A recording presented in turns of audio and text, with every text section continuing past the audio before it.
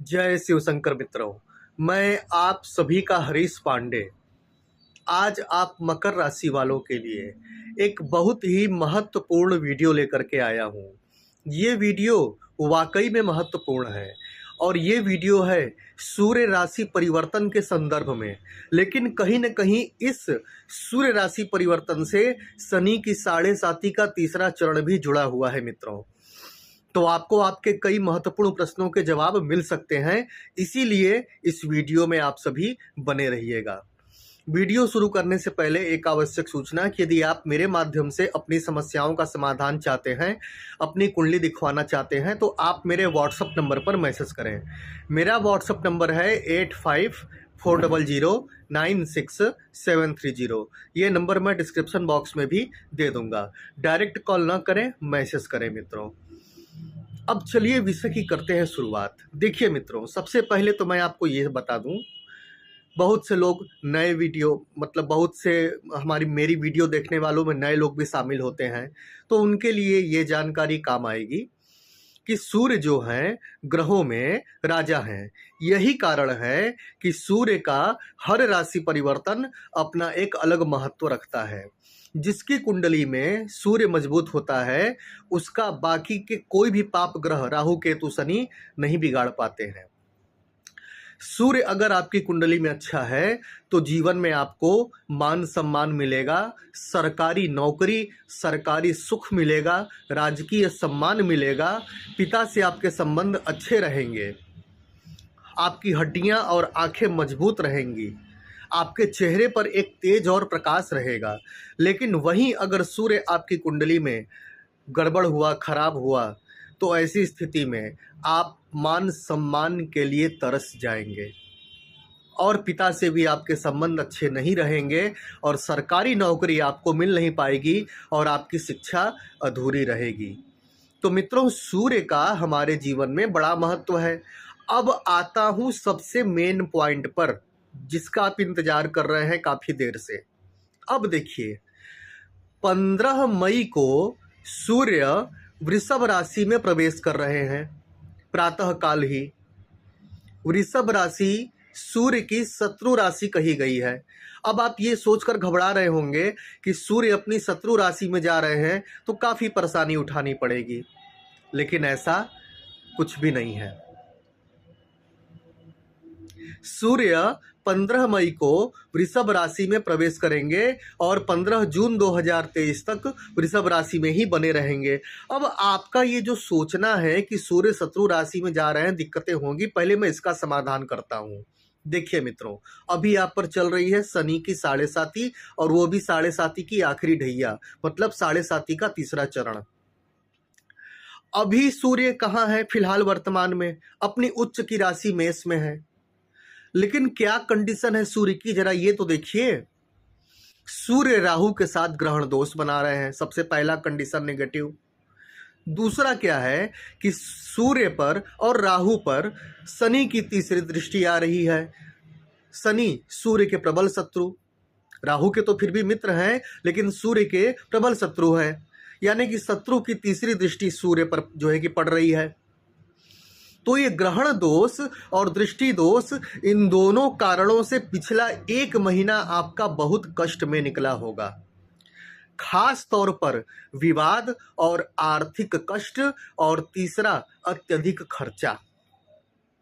इन 3 चीजों से आप गुजरे होंगे, विवाद घर के अंदर या घर के बाहर। अब क्या होगा कि अब सूर्य, सबसे बड़ी खुशखबरी की बात तो ये है शत्रु राशि में जाने की अपेक्षा, कि सूर्य अब अपने शत्रु से मुक्त हो रहे हैं, ग्रहण दोष से मुक्त हो रहे हैं, शनि की तीसरी दृष्टि से बाहर निकल रहे हैं। तो जाहिर सी बात है कि वृषभ राशि भले ही शत्रु राशि है, लेकिन उस जैसी स्थिति से तो बेहतर है ना। बात को आप समझ रहे होंगे। तो अब क्या होगा कि जब सूर्य मेष राशि में थे और शनि की तीसरी दृष्टि से युक्त थे, तो उस समय शनि भी अच्छा रिजल्ट साढ़े साती के तीसरे चरण का नहीं दे पा रहे थे, क्योंकि जब शनि की तीसरी दृष्टि के प्रभाव में उनका शत्रु आएगा तो शनि का भी फल गड़बड़ होगा और उस ग्रह का भी फल गड़बड़ होगा। और अब क्या है कि अब साढ़े साती के तीसरे चरण का भी आपको अच्छा रिजल्ट मिलना शुरू होगा, और सूर्य देव भी सूर्य देव भी आपकी राशि से पंचम भाव में गोचर कर रहे हैं। पंचम भाव स्वयं सूर्य का घर होता है। इस घर में सूर्य मजबूत स्थिति में होते हैं। तो आइए जानते हैं कि सूर्य के इस पंचम भाव में गोचर से आप मकर राशि वालों को क्या क्या मिलने वाला है। ठीक है, तो अब मैं बताना शुरू कर रहा हूं मित्रों।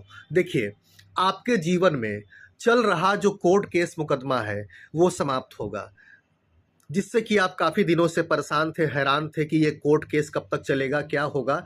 ये आपके समाप्त होने के योग बनेंगे। किसी संपत्ति के विवाद में आप फंसे हुए थे तो उस विवाद से आप बाहर निकलेंगे। ससुराल पक्ष से मनमुटाव चल रहा था, विवाद चल रहा था, तो उससे भी आपको छुटकारा मिलेगा।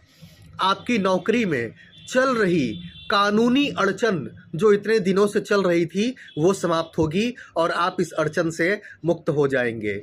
जिनकी शिक्षा अधूरी थी, पंचम भाव का सूर्य उनकी शिक्षा को पूर्ण करने में पूरा सहयोग करेगा। इसीलिए चिंता करने की कोई आवश्यकता नहीं है। विद्यार्थियों के लिए पंचम भाव के सूर्य का यह गोचर बहुत ही शानदार है। आपके दाम्पत्य जीवन में मतभेद चल रहा था, पति पत्नी में मनमुटाव चल रहा था, ऐसा लग रहा था कि अब तलाक हो जाएगा, लेकिन अब सूर्य के पंचम भाव में गोचर करने से पति पत्नी में प्रेम बढ़ेगा, क्योंकि पंचम भाव प्रेम और प्यार को बढ़ावा देता है। तो पति पत्नी में प्रेम बढ़ेगा, मधुरता बढ़ेगी और पति पत्नी का आपस में ये जो मनमुटाव है ये समाप्त होगा। आपका सूर्य के इस गोचर से आपका आत्मविश्वास बढ़ेगा, कॉन्फिडेंस लेवल बढ़ेगा, जिसका असर आपके काम धाम पर पड़ेगा और आपकी इनकम बढ़ती हुई आप देखेंगे। तो आपका आत्मविश्वास, सेल्फ कॉन्फिडेंस बढ़ाने वाले हैं भगवान सूर्य। आपकी सरकारी नौकरी में चल रही जो समस्या थी, दिक्कत थी, कानूनी हो चाहे ऑफिशियल कुछ भी हो, वो अब समाप्त होगी। अतः इस बात से तो आप निश्चिंत हो जाइए, पंचम भाव का सूर्य आपको सरकारी अड़चनों से दूर करेगा।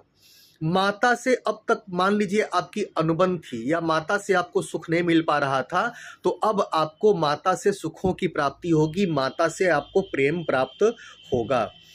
लॉटरी, सट्टा व शेयर मार्केट में आपको लाभ मिलना शुरू हो जाएगा। लेकिन मैं फिर इस पॉइंट पर एक बार फिर से आकर ये कहता हूँ कि लॉटरी, सट्टा, शेयर मार्केट में इन्वेस्ट करने से पहले अपनी कुंडली को जरूर दिखवा लेना चाहिए, क्योंकि सबकी कुंडली में ग्रहों की स्थितियाँ अलग अलग होती हैं। इस सूर्य के गोचर में आपके विदेश जाने के योग बनेंगे। जो लोग काफ़ी दिनों से विदेश जाना चाहते थे लेकिन संयोग नहीं बन पा रहे थे, तो अब विदेश जाने के योग बनेंगे। भाई बहनों से तालमेल बेहतर होंगे, अभी तक उनसे तालमेल गड़बड़ था, अब बेहतर होंगे। आप अगर ऋण के भार से दबे हुए थे, कर्ज के भार से दबे हुए थे, तो कर्ज के भार से आपको छुटकारा मिलने के योग बनना शुरू हो जाएंगे। आपकी इनकम बढ़नी शुरू होगी तो आप कर्ज से बाहर निकलना शुरू हो जाएंगे। सीधी सी बात है। जिन महिलाओं को संतान प्राप्ति में बाधा आ रही थी, उन महिलाओं को संतान प्राप्ति का सुख प्राप्त होगा। संतान से सुख प्राप्त होगा, संतान की तरक्की होगी और संतान से धन प्राप्त भी हो सकता है। तो मकर राशि वाले भाई बहनों, सूर्य का ये राशि परिवर्तन आपके लिए खोलेगा किस्मत के द्वार, और शनि भी अब आपको काफ़ी अनुकूल परिणाम देंगे। और अगर सूर्य के इस गोचर को आप बेहतर करना चाहते हैं तो सुबह 8 बजे के भीतर भीतर भगवान सूर्य को 3 बार गायत्री मंत्र बोलते हुए अर्घ्य प्रदान करें। ठीक है मित्रों, तो ये रहा आज का ये राशि परिवर्तन की सूचना। तो आज के लिए बस इतना ही। जाते जाते एक बार फिर से कह दूं कि यदि आप मेरे माध्यम से अपनी समस्याओं का समाधान चाहते हैं, अपनी कुंडली दिखवाना चाहते हैं, तो आप मेरे व्हाट्सएप नंबर पर मैसेज करें। मेरा व्हाट्सएप नंबर है 8540096730। ये नंबर मैं डिस्क्रिप्शन बॉक्स में दे दूँगा। और हाँ, फिर से कह रहा हूँ, पूरी वीडियो देखिएगा, स्किप कहीं मत कीजिएगा, वरना आपके बहुत से महत्वपूर्ण प्रश्न छूट जाएंगे। ठीक है, चलता हूँ। जय शिव शंकर।